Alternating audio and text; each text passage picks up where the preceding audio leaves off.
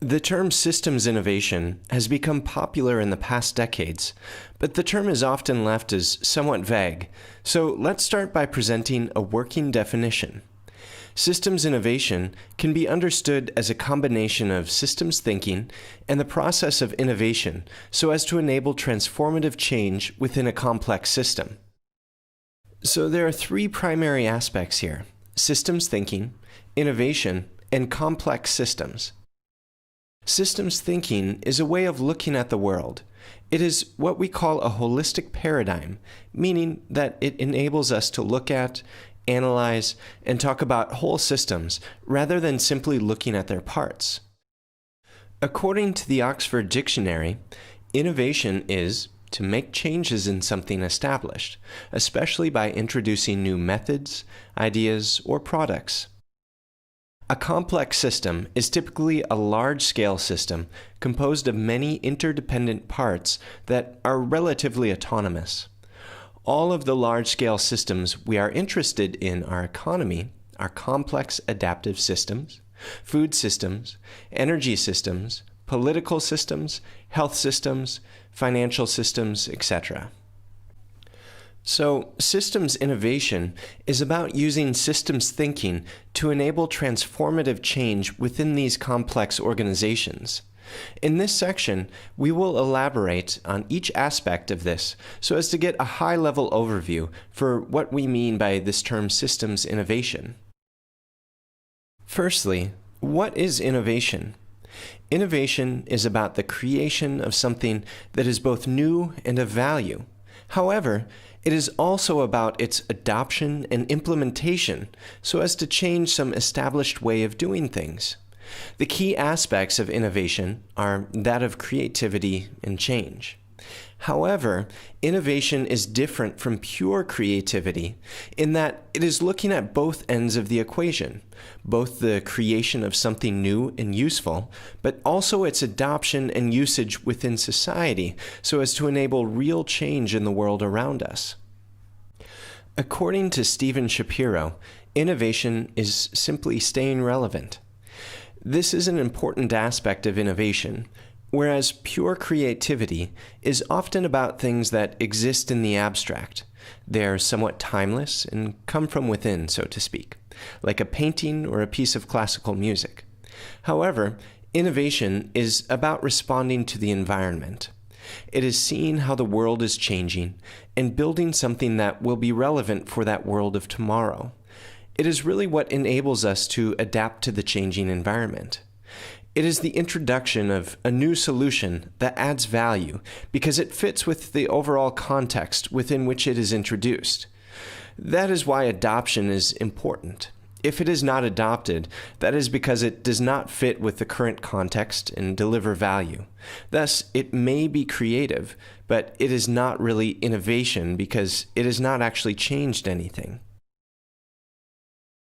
Typically, when we talk about innovation, we think of things. Some kind of a technology, like a mobile phone, an electric bike, an app, or some other new product. We have got really good at creating, designing, and redesigning things. After many centuries of perfecting our industrial model, we have created a lot of things. Indeed, we might say we have created too many things. This type of innovation is focused on parts. Building a better car, which is just one part in the transport system. Making a better solar panel, which is just one part in an energy system. Creating a better medical device, which is one part in the health system. Whereas much of our traditional thinking is focused on parts and closed forms of incremental innovation, many of the challenges we face today require a different form of change.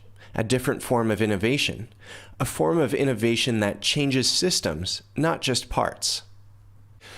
The world is changing in profound ways as we move from the industrial age into an age of information, globalization, and sustainability.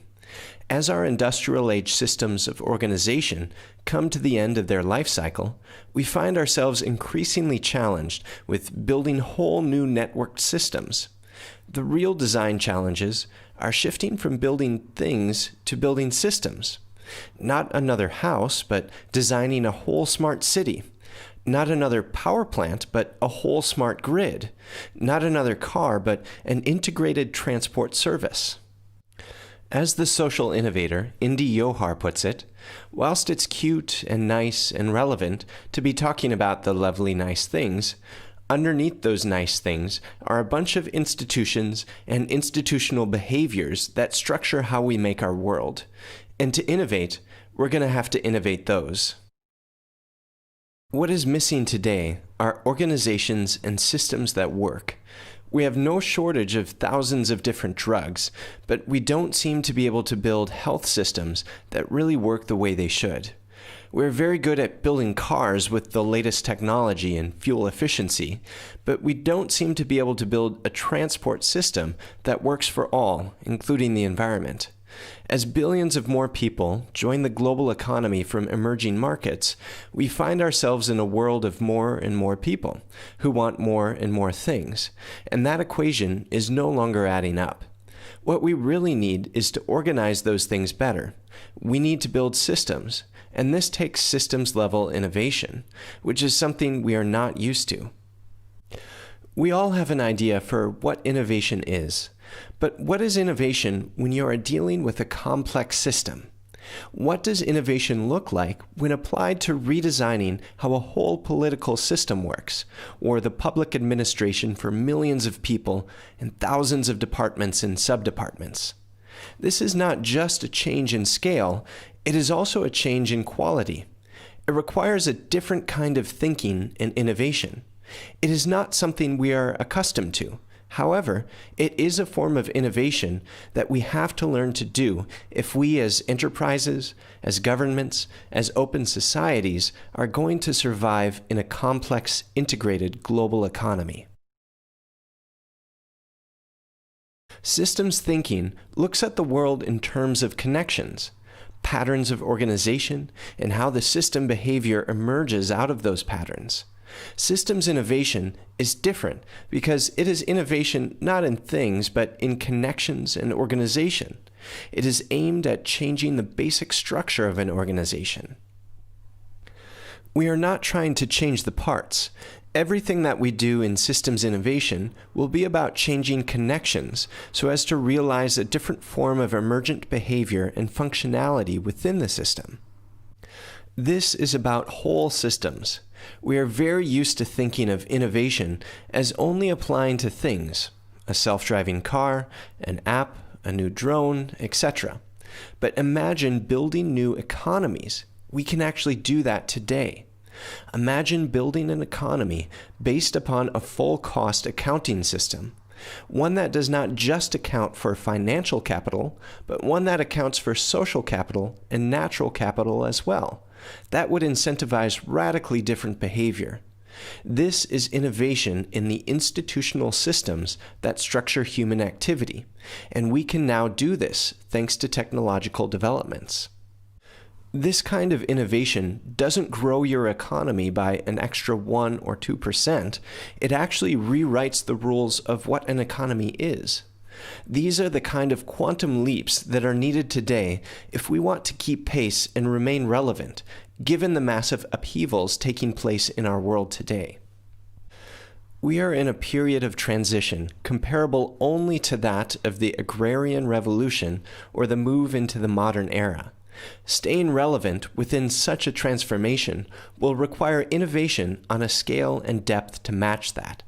As Jack Welch, the former CEO of General Electricity, put it succinctly, if the rate of change outside exceeds the rate of change inside, the end is in sight.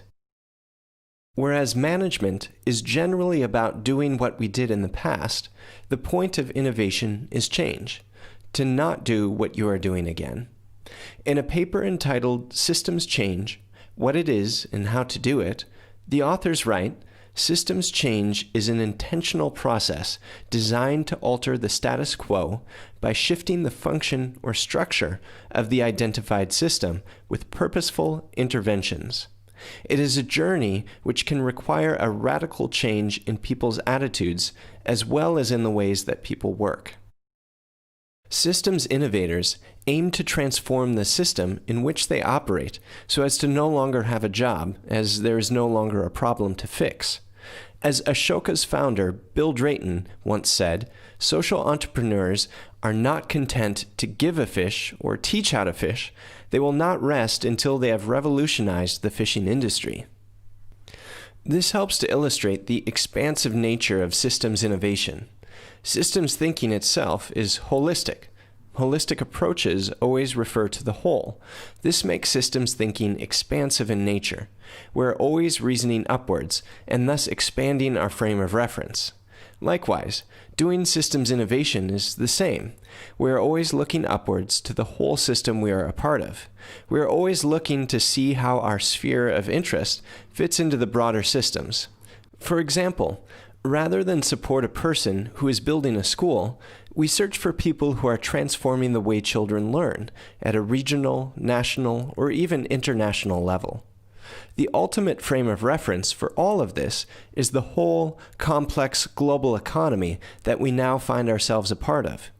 This is relevant because as the world becomes more interconnected and thus interdependent, a narrow focus on innovation improvements within a specific area can easily get overridden by broader processes of change. At first glance, it may appear like we are able to do all sorts of things with our large organizations and all this capital we have now accumulated.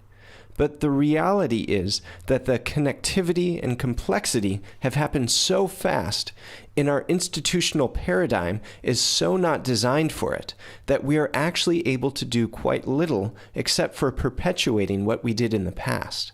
The analogy of a rabbit being caught in the headlights is not too far removed from where we find ourselves today. We quite simply do not have the institutional structures to operate in this kind of complex, networked global environment with the kind of challenges it creates. What we do have is hugely inefficient and thus ineffective given the new context.